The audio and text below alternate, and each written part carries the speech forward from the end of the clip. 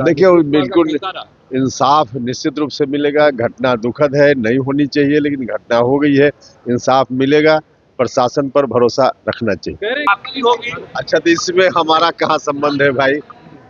किसी पार्टी में कोई व्यक्ति की वापसी हो, ज्वाइनिंग हो, उससे उपेंद्र कुशवाहा का कहाँ संबंध है? चलिए हो गया, चलिए हो गया।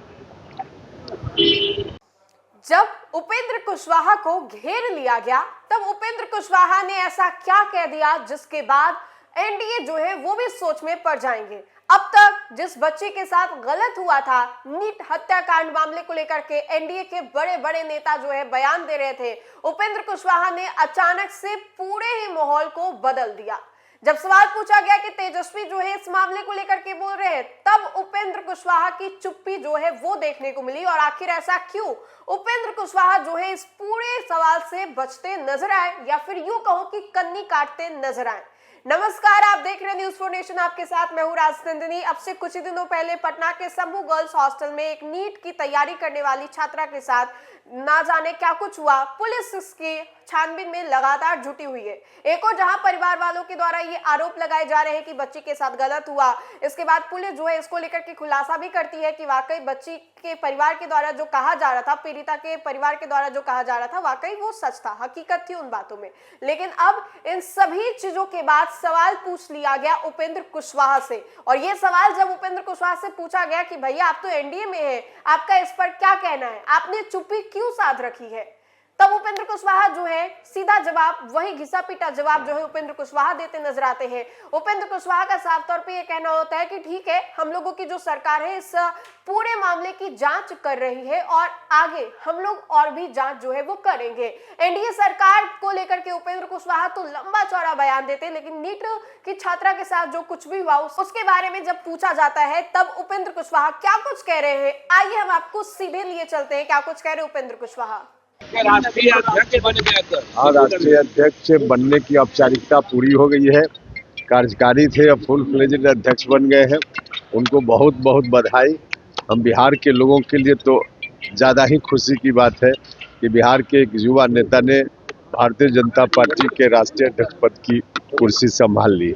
हाँ सर, बिहार में जो बच्ची के साथ घटना घटा उसके बाद काफी विपक्ष के लोग आवाज उठा रहे, पुतला दहन कर रहे हैं और कर रहे हैं, इंसाफ नहीं मिल रहा। देखिए बिल्कुल इंसाफ निश्चित रूप से मिलेगा। घटना दुखद है, नहीं होनी चाहिए, लेकिन घटना हो गई है, इंसाफ मिलेगा।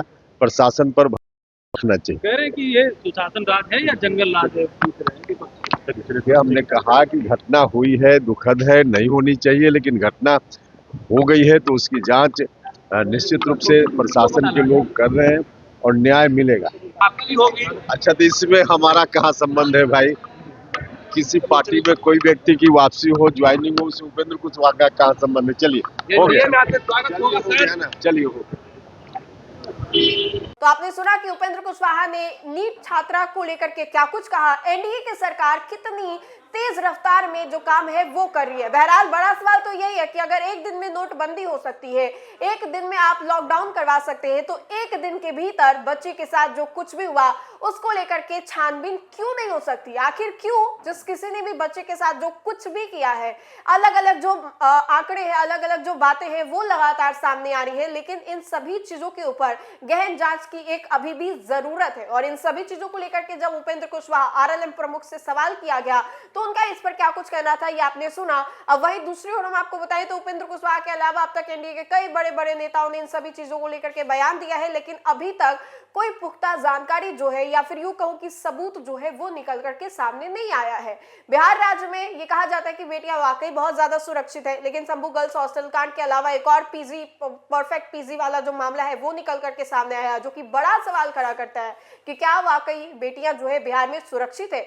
इन सभी चीजों को लेकर के एनडीए की ओर से आरएलएम प्रमुख उपेंद्र कुशवाहा का क्या कुछ कहना था ये हमने आपको सुनवाया। तो फिलहाल के लिए इस खबर में इतना ही। खबरों का सिलसिला लगातार जारी रहेगा। देखते रहे न्यूज़ 4 नेशन। बहुत बहुत शुक्रिया।